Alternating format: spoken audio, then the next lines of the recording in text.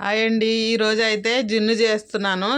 ఈ జున్నుకి కావాల్సింది ముందుగా నేను ఒక అర లీటర్ జున్ను పాలు తీసుకున్నాను. 1 లీటర్ ఏమో నార్మల్ పాలు. ఆ పాలు కొంచెం తిక్కుగానే ఉండాలండి. దీనికి కావాల్సింది ఒక అరకిలో బెల్లం. ఇవన్నీ ఒక గిన్నెలో వేసేసుకోండి. పాలు, జున్ను పాలు, మామూలు పాలు, బెల్లం వేసేసుకుని బాగా కలుపుకోండి. ఈ కలుపుకున్న దానికి మిరియాలు దంచుకోండి. మిరియాలు, ఇలాచి 2 దంచుకోండి. ఈ పాల్లోని బెల్లం బాగా అది ముక్కలు లేకుండా బాగా కలుపుకోండి. మీ దగ్గర బెల్లం కాకుండా పొడి ఉంటే వేసుకోండి, మీకు ఇంకా ఈజీగా ఉంటుంది కలుపుకోవడానికి. ఈ ముక్కలు కొంచెం టైం పడతాయండి.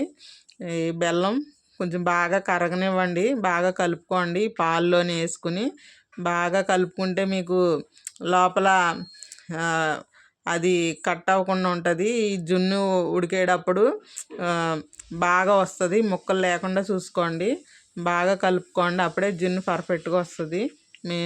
ఇప్పుడు మిరియాలు దంచుకున్న మిరియాలు కూడా వేసేసుకుని ఒకసారి కలిపేసుకోండి. మంచిగా కలుపుకుని ఇందులో ఇలాచీలు కూడా దంచుకుని కొన్ని ఇలాచీలు కూడా వేసుకోండి. దానికి ఫ్లేవర్ చాలా బాగుంటుంది జున్నుకి, ఇలాచీ ఫ్లేవర్ కూడా.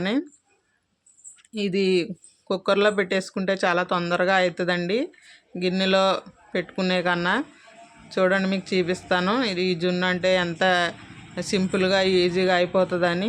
పెద్ద టైం అంటే ఏమి తీసుకోదండి. ఇది ఎంతో కాదు, మనం ఒక 15 నిమిషాలు అయితే జున్ను రెడీ అయిపోతుంది.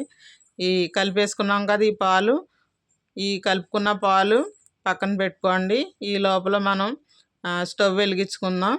స్టవ్ వెలిగించుకుని మంచిగా ఈ పాలు కలిపేసుకున్న పాలులో కూడా పైన ఒక ప్లేట్లాగా పెట్టేసుకోండి. నేనైతే కుక్కర్లోనే చేస్తున్నానండి. ఇది కుక్కర్లో నీళ్ళు వేసుకుని మనం ఒక అర లీటర్ నీళ్ళు వేసుకుని స్టవ్ మీద పెట్టేసుకోండి కుక్కర్. ఈ పాలు కలుపుకున్న పాలు గిన్నె పెట్టేసుకోండి. దాని మీద ఒక ప్లేట్ పెట్టుకోండి. ఒక 4 విజిల్ అయితే జున్ను చాలా చక్కగా ఉడికిపోతుంది. ఇంకేమీ డౌట్ ఏమి అవసరం లేదండి, పర్ఫెక్ట్గా వస్తుంది. మీరు కూడా ఇలా నేను చెప్పినట్టు చేయండి, చాలా బాగా వస్తుంది జున్ను. మీరు ఫస్ట్ టైం కనుక చేస్తున్నారనుకుంటే మా వీడియో కనుక నచ్చితే లైక్ చేయండి, షేర్ చేయండి, మరియు సబ్స్క్రైబ్ చేసుకోండి మర్చిపోకుండా. చూసారా, జున్ను ఒక అరగంట తర్వాత ఓపెన్ చేసి చూడండి, జున్ను అయితే పర్ఫెక్ట్గా వచ్చింది. ఇది ఒక అరగంట ఫ్రిడ్జ్లో పెట్టేసుకోండి. మీరు కుక్కర్లోంచి తీసాక తినేటప్పుడు చాలా బాగుంటుంది. అది కూల్గా ఉండి తినడానికి హాయిగా అనిపిస్తుంది.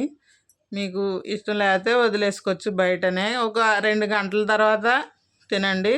అప్పుడు ఆ వేడి అంతా తగ్గాకనే తింటేనే ఆ జున్ను టేస్ట్ బాగుంటుంది. ఇది చాలా బాగుంటుందండి, మాకైతే చాలా ఇష్టం. ఈ పాలు అంతమాలు దొరకవు కదా ఇప్పుడు మనకి. ఈ వర్షాకాలంలో సీజన్ కాబట్టి మనకి పాలు దొరుకుతూ ఉంటాయి. నేనైతే ఈ వర్షాకాలం చాలాసార్లు నేను ఇలాగ జున్ను వండుతూ ఉంటాను. ఇది నాకైతే చాలా సింపుల్ అండి. ఇది జున్ను వండుతూ చూసారు ఎంత బాగా వచ్చిందో జున్ను. చాలా టేస్ట్ అయితే చాలా బాగుంటుందండి. ఇది బెల్లం కూడా కరెక్ట్గా వేసుకుంటేనే మీకు ఆ జున్ను టేస్ట్ ఉంటుందండి. నేనైతే అరకిలో బెల్లానికి కరెక్ట్గా సరిపోయింది. స్వీట్ అయితే ఇంకా చప్పగా కూడా ఏమీ అనిపించలేదు, చాలా పర్ఫెక్ట్గా వచ్చింది.